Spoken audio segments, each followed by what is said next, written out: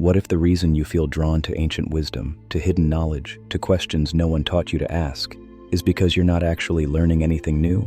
You're remembering. Not the kind of remembering you do with facts or dates or trivia. No, this is cellular. This is soul level. From the moment you were born, a slow forgetting began. You were named, categorized, trained, taught how to see, how to speak, how to think in ways that fit into a system. And the deeper you went into that system, school, religion, media, society, the more distant you became from the one thing that was always yours, your inner knowing. You know what I'm talking about. That quiet voice that says, "This doesn't feel right." That sense of déjà vu that hits you in ancient places, that pull towards symbols and teachings you've never read but somehow understand. It's not imagination, it's not coincidence, it's resonance, because buried beneath the conditioning is a self that never forgot. A self that's been here before, that has walked these questions through lifetimes, that doesn't need to be taught the truth, only shown where to recognize it. And once you start remembering, everything changes. The world doesn't look the same. You see patterns instead of problems, lessons instead of failures, mirrors instead of enemies, because you're not here to accumulate knowledge.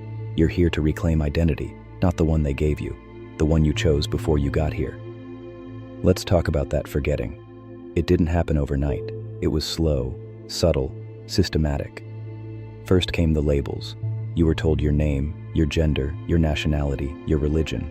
You didn't choose these things. They were handed to you like a uniform. And slowly, that uniform became your identity. Then came the rules. Sit still. Don't ask too many questions. Believe what you're told. Compete. Obey.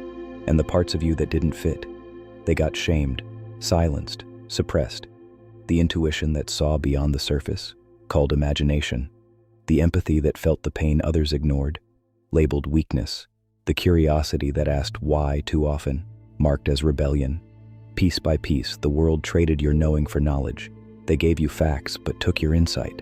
They taught you systems, but buried your sensitivity. They told you who to be, and you believed them because you had no reason not to. But now, something's shifting. You're not just waking up, you're tuning back in. And what you're starting to feel isn't foreign. It's familiar, so deeply familiar, in fact, that it hurts. Because a part of you remembers what it was like to be whole, before the trauma, before the programming, before the weight of becoming acceptable. And this memory isn't a concept, it's a frequency. It shows up as instinct. It pulls you towards certain places, people, books, and ideas for reasons you can't logically explain. You find yourself craving solitude, seeking silence, looking at the stars with questions you never knew you carried. That's not a phase, that's awakening. And it's not teaching you who to be, it's peeling back every false layer to reveal who you've always been.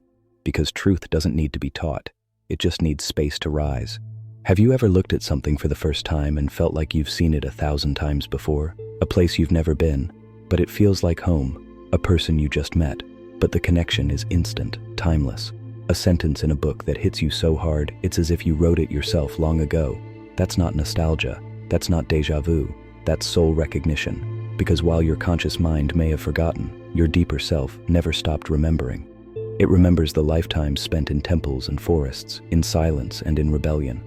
It remembers the symbols you drew in the sand as a child, not knowing they were sacred geometry. It remembers the sound of certain words, not because you heard them in this life, but because they were part of your ancient language. You see, remembering who you truly are isn't just about recalling experiences.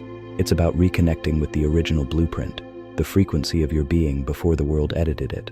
And that blueprint is still intact. It's stored in your breath, your dreams, your triggers, your longings. It's coded into your body, which reacts to truth with goosebumps and to lies with tension. You can feel it. That subtle shift when you're in alignment. When you say something that didn't come from your thoughts, but from somewhere much deeper. When you're doing something, writing, dancing, healing, exploring, and time stops because you're home. In those moments, you're not acting, you're remembering. And the more you follow those moments, the more you reassemble your true self, fragment by fragment, memory by memory. But here's the catch. The world will fight to keep you in forgetting. Because a person who remembers their essence is impossible to manipulate. They don't seek approval. They radiate presence. They don't follow trends. They follow truth. They don't fit into molds. They break them. And that's the power you're reclaiming now, not through effort, but through recognition. Because you're not here to become anything. You're here to uncover everything you already are. The biggest lie you were ever told is that awakening is about becoming something more spiritual, more healed, more powerful, more enlightened. But the truth? Awakening isn't about becoming more, it's about becoming less conditioned, less programmed, less filtered. It's a dismantling, a stripping away of every identity that was constructed to keep you small, predictable, and compliant. Because beneath all those layers is a version of you that doesn't need fixing, just freeing. And the signs that this is happening? They're not glamorous. They're messy, chaotic, raw. You'll feel lost because the map you were handed no longer applies. You'll feel lonely because few people remember with you. You'll question everything, your beliefs, your goals, your very sense of self. That's not failure. That's the nervous system rebooting. That's the soul calling your attention back inward where it always belonged. And what begins to emerge from that inner silence isn't a new version of you. It's the original you, the one that laughed without hesitation, felt without shame, and questioned everything with fire in their eyes.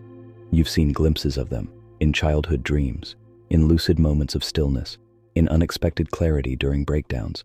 That version of you has been waiting patiently, not for your effort, but for your permission. Permission to reappear, to speak again, to guide your steps instead of your ego or fear. And when that shift happens, when remembering becomes more important than performing, you begin to move differently. You walk slower. You speak with intention. You listen with your whole being. You attract what's real and lose what's false without effort. Because the soul doesn't chase, it remembers. And in remembering, it returns to its seat of power. If this feels less like learning and more like remembering, subscribe and hit the bell. You're not waking up, you're coming home. Let's pause and zoom out. Because remembering who you truly are isn't just a personal journey, it's a disruption. To remember in a world built on forgetting is a radical act. It's spiritual rebellion. It's quiet revolution. Think about it.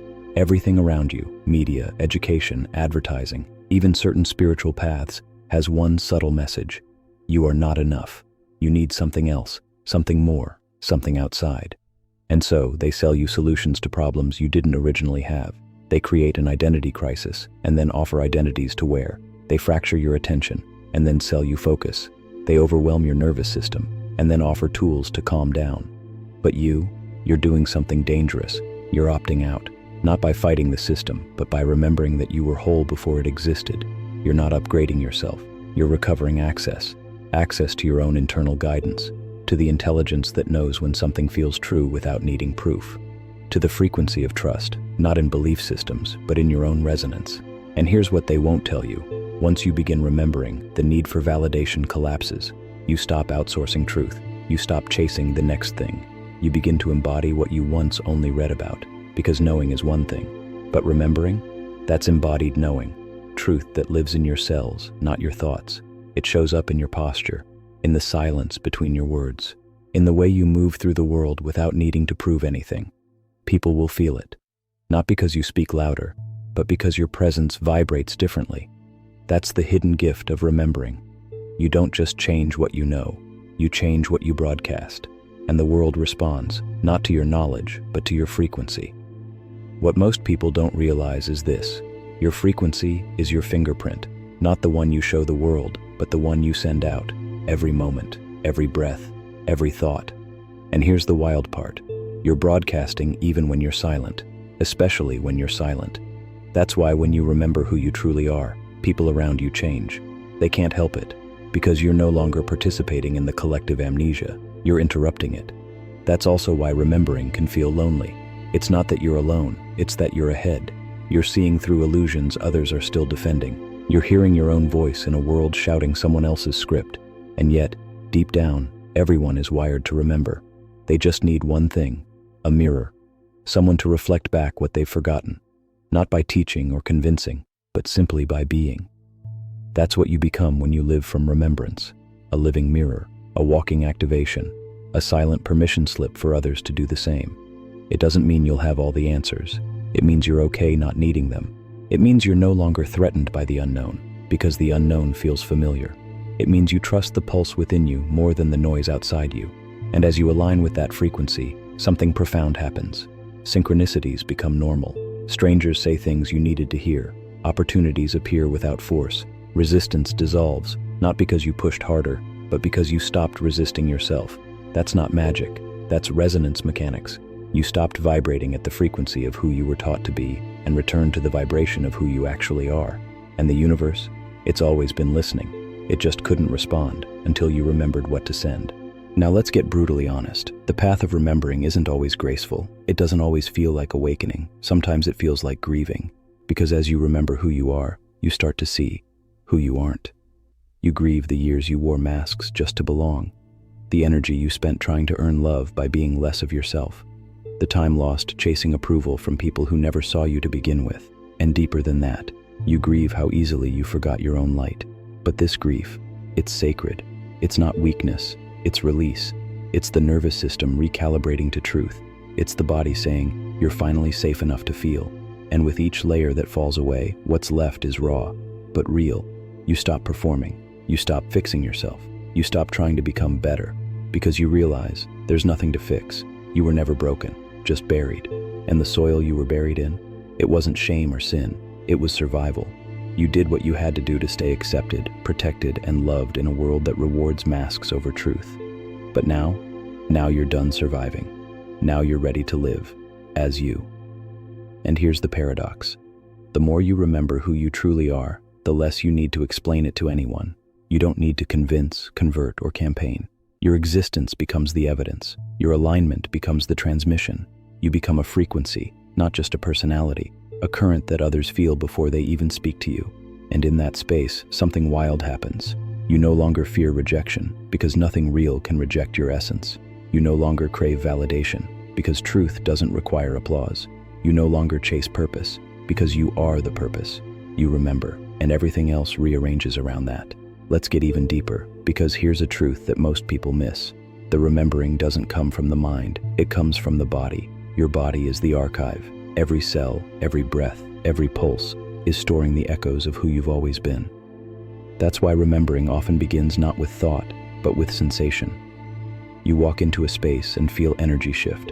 Your heart races for no logical reason. Your skin tingles at certain sounds.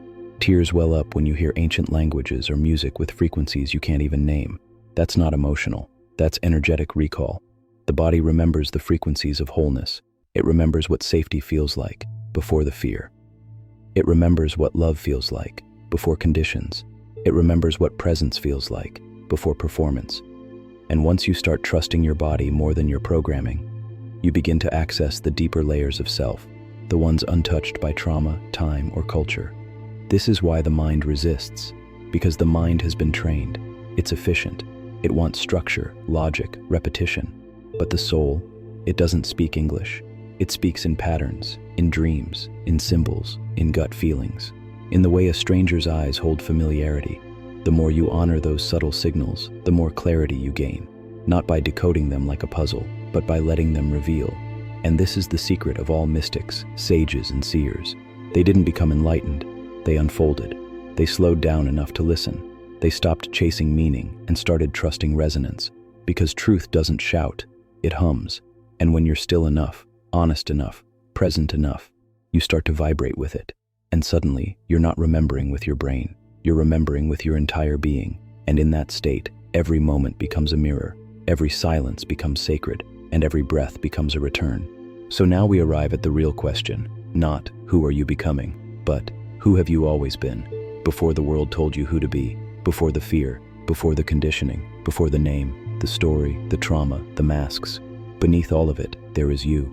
The unfiltered signal, the unprogrammed frequency, the eternal witness, and the remembering that's been unfolding. It's not a one-time event. It's a lifelong spiral, not linear, not logical, not always comfortable, but always sacred.